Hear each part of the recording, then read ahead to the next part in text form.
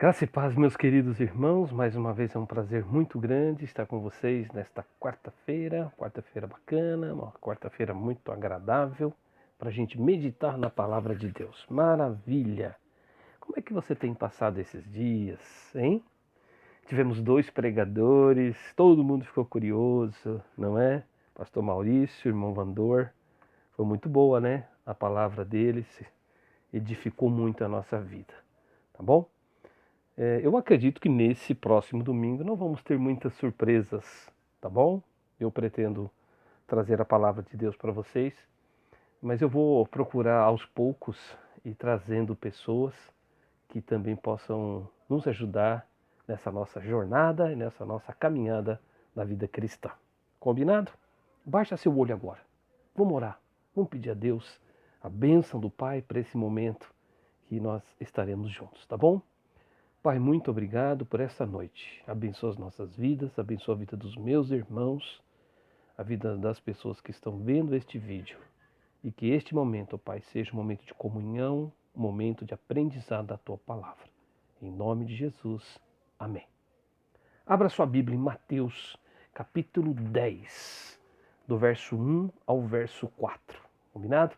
Mateus, capítulo 10, verso 1 a 4, tá bom? Já abriu aí? E as crianças? Já abriram? Abre lá, criançada. Eu espero. Não tem problema nenhum. Ai, ai. Pronto? Já abriram? Então vamos lá. Mateus capítulo 10, do verso 1 ao verso 4. Presta atenção nesta passagem. Tendo chamado os seus 12 discípulos, deu-lhes Jesus autoridade sobre espíritos imundos para os expelir e para curar toda sorte de doenças e enfermidades. Ora, os nomes dos 12 apóstolos são estes. Primeiro, Simão, por sobrenome Pedro, e André, seu irmão. Tiago, filho de Zebedeu, e João, seu irmão. Filipe e Bartolomeu, Tomé e Mateus, o publicano. Tiago, filho de Alfeu e Tadeu. Simão, o zelote. Agora vem a pessoa que nós vamos pensar nesta noite. E Judas Iscariotes, que foi também quem o traiu. Tá? O tema da mensagem de hoje é Judas, um discípulo e um traidor. Tá ok? Este é o tema da nossa mensagem. Meus irmãos, por vezes na história nós ouvimos algo muito ruim sobre Judas. E realmente ele fez coisas terríveis. Judas, um dos 12 discípulos de Jesus, conviveu e aprendeu com o Mestre. Um discípulo, até certo momento, um dos melhores. Um discípulo calmo, culto. O que menos deu trabalho para Jesus. Ele tinha uma excelente vocação social.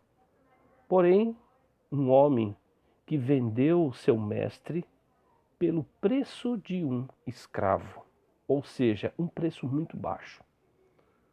Um homem que perdeu a lucidez e ele bloqueou a sua inteligência. Em outras palavras, ele perdeu a cabeça. Ele foi tomado por uma culpa intensa que o levou ao suicídio. Vocês conhecem bem a história. Mas Jesus nunca deixou de amá-lo. Inclusive, o chamou de amigo. Você pode olhar isso em Mateus capítulo 26, verso 50. E Jesus deu um grande exemplo, manifestando sua preocupação com seus discípulos, não é? Jesus manifestou preocupação com Judas. Por isso que Jesus vivia integralmente aquilo que ele pregava. Por isso, meus irmãos, nesta noite falar de Judas é falar de um personagem enigmático, é falar de um personagem difícil, mas um personagem que merece muita a nossa atenção. Por isso nós vamos fazer algumas considerações sobre este homem, Judas, o Judas Iscariotes, tá bom? A primeira consideração que nós vamos fazer sobre Judas é que Judas, ele não se conhecia. O próprio Judas não sabia quem ele era. Ele vivia num mundo seguindo junto com a multidão. Ele fazia o que todos faziam. Em nenhum momento Judas parou para pensar em si mesmo. Ele não parou para questionar seus pensamentos. Ele não parou para questionar seus sentimentos e seus desejos. Judas foi vivendo e nunca quis saber o porquê pensava o que pensava. Ele não repartia com ninguém os seus medos e as suas angústias. Seu comportamento não era compatível com os seus sentimentos. As pessoas não se conhecem. Nós vivemos uma vida de rotina. Nós fazemos o que as pessoas fazem. Nós repetimos o que os outros fazem. Mas nós não pensamos o porquê fazemos o que fazemos. Nós não questionamos o porquê somos o que somos. Nós não questionamos, por exemplo, as nossas frustrações. Nós colocamos a culpa nos outros, das coisas que nós sentimos e das coisas que nós pensamos. Nos isentamos de responsabilidades. Nós fugimos de conhecer a nós mesmos. Pense sobre isso. Judas era um homem que não se conhecia. Esta é a nossa primeira consideração, tá? A nossa segunda consideração sobre Judas é que Judas não era uma pessoa transparente. Transparente, irmãos, é quando nós podemos ver do outro lado, sem que algo impeça a nossa visão. Judas não podia ser visto do outro lado. Nós vemos em Judas só o exterior. Nós não vemos o interior. O interior de Judas estava coberto, escondido, porque ele era uma pessoa que tinha medo. Judas tinha um ego fragilizado. Se Judas abrisse a sua vida para todos, talvez ele perderia a sua aprovação e o seu reconhecimento. Por isso que Judas não pôde ser transparente. Judas se preservava, porém ele deixava de ser ele mesmo. Judas tinha uma vida farsa, uma vida mentirosa. Judas, ele era influenciado por suas questões não resolvidas. Judas, ele era o chamado o politicamente correto. Judas não dava trabalho para ninguém. Ele vivia escondido. Ninguém podia vê-lo. Será que ninguém podia vê-lo? Jesus podia vê-lo como um todo. Jesus via seu interior e sabia de tudo aquilo que estava preso ao seu ser. Jesus também nos vê. Jesus nos vê por inteiro. Ele sabe o que se passa dentro de nós. Toda a nossa luta interior é do conhecimento de Deus. E não é possível esconder nada de Deus. É por isso que Judas se transformou neste homem tão cruel. Por quê?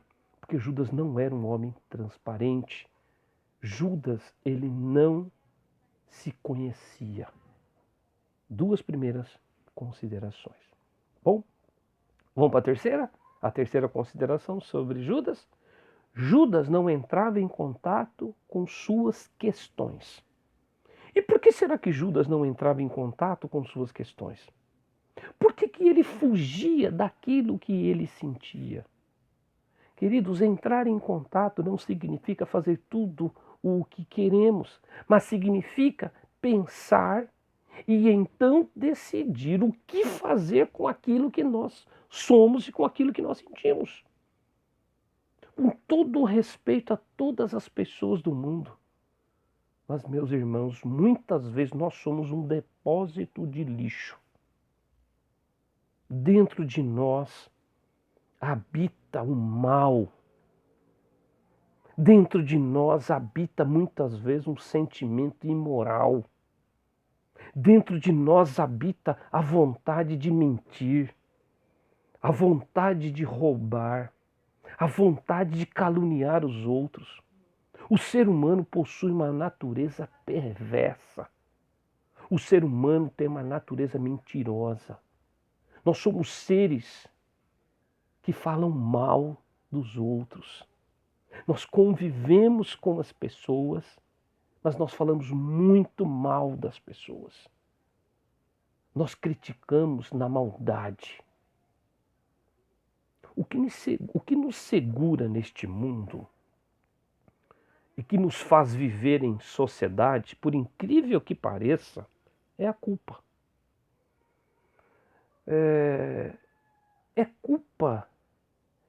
É a culpa que nos freia.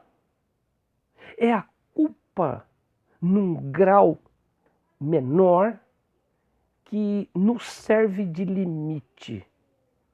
Porque muitas vezes, quando esta culpa ela é num grau muito alto, a gente se acaba. Foi o que aconteceu com Judas. A culpa dele foi tão grande, que ele foi e se suicidou. Mas o que segura o homem é esta culpa, porque se não viesse sobre nós algum tipo de culpa, a gente sairia pisando muito mais em todo mundo. A gente não pisa mais porque dentro de nós vem um sentimento de culpa. Nós não somos o que demonstramos muitas vezes dentro da igreja. Na igreja nós somos generosos. Na igreja somos bondosos. Fora da igreja, me desculpe o palavreado, nós somos como um demônio solto. Por isso que entrar em contato com nossas questões é reconhecer a nossa pecaminosidade. É olhar para Deus, clamando a Ele a graça e a misericórdia por nossas vidas. Deus perdoa o pecador quando este reconhece seu estado de miserável. Mas enquanto o homem se achar autossuficiente, ele não pode experimentar ou mesmo compreender a graça de Deus. Por isso, meus irmãos, que Judas se tornou neste ser humano tão terrível. Judas não entrava em contato com suas próprias questões.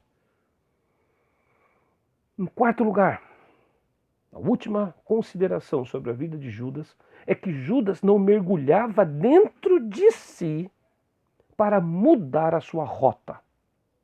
Judas não mergulhava dentro de si para mudar sua rota.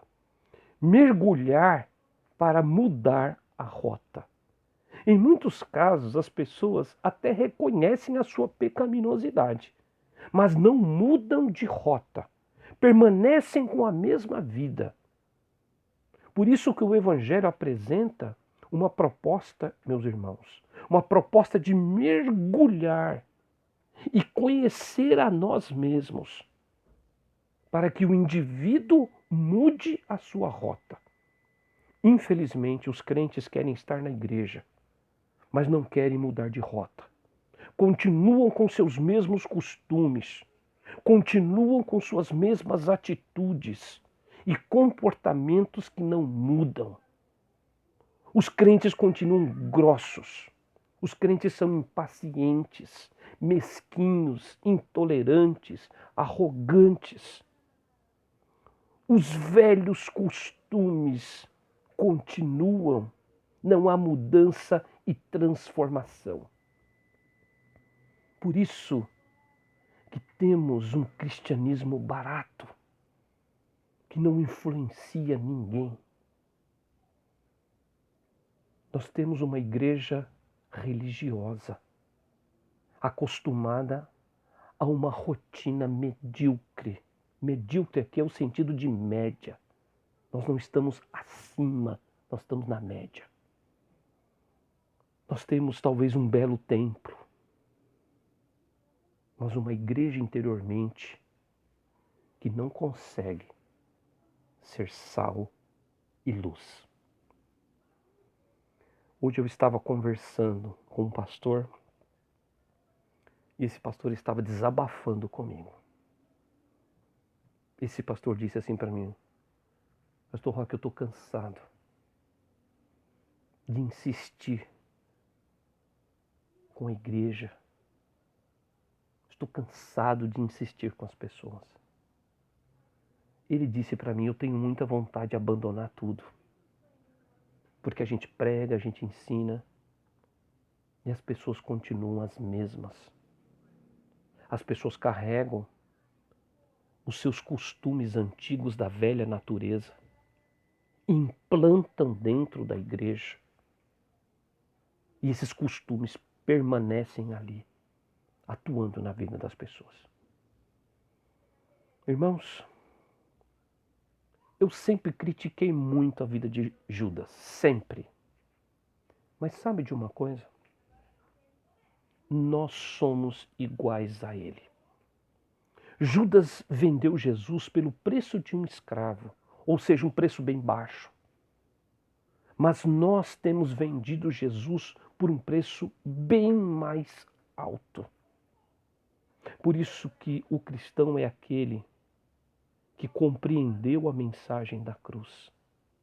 O cristão é aquele que decidiu mudar a rota de sua vida. O cristão é aquele, meus irmãos, que procura se conhecer, que não segue a multidão de qualquer jeito. O cristão é aquele indivíduo transparente, que é a mesma pessoa dentro de casa, na igreja, no trabalho. O cristão, irmãos, é aquele que entra em contato com as suas questões, que se dobra diante de Deus e fala: Senhor, eu sou miserável. O cristão é aquele que mergulha dentro de si para mudar a rota da vida. Irmãos, eu sei que hoje a palavra que eu estou trazendo para vocês é uma palavra pesada. É uma palavra de exortação. Mas essa semana eu fui incomodado com isso. Conversando com algumas pessoas e vendo o tipo de cristão que nós temos hoje. Por isso que eu falei, eu critiquei tanto Judas. Mas sinceramente, nós somos iguais a ele. Nós continuamos ainda traindo ao Senhor Jesus. Nós continuamos ainda traindo a nossa fé. Nós continuamos sendo incrédulos. Nós continuamos ainda, meus irmãos, infelizmente, tendo um exterior todo bonito, mas muitas vezes um interior carregado de lixo, carregado de pecado, carregado de tudo aquilo que desagrada a Deus. Por isso eu quero que você pense sobre esta palavra. Eu gostaria que você, ao terminar de ver este vídeo, eu gostaria de pedir para você uma coisa. Que você se dobrasse junto com sua família. Eu quero que você dobre o teu joelho junto com sua família. Assim que acabar o vídeo, eu quero que você coloque a sua vida diante de Deus. E diga: Senhor, eu não quero ser como Judas. Eu quero mudar a rota da minha vida. Eu quero ser diferente. Se você está vivendo em pecado, peça perdão a Deus daquilo que você tem feito, daquilo que você tem pensado. Se você está acostumado com a fofoca, abandona a fofoca. Se você está acostumado com ciúmes, abandone os ciúmes. Se você está acostumado com a amargura no coração, abandona essa amargura no coração. Mas se dobre diante de Deus e coloque a sua vida perante a cruz de Cristo. Porque, irmãos, não dá para a gente ser cristão do jeito que nós somos. Hoje, quando eu conversei com esse pastor, eu fiquei muito incomodado e eu já tinha preparado a mensagem. E eu fiquei com pena desse pastor. Porque ele disse, olha, eu tenho vontade de abandonar tudo. Porque, infelizmente, parece que as pessoas não querem ser transformadas pelo poder do Evangelho. Deus te abençoe. Não esqueça, quando terminar esse vídeo, eu quero que você dobre o seu joelho e coloque a sua vida diante de Deus. Tá bom? Domingo estamos juntos.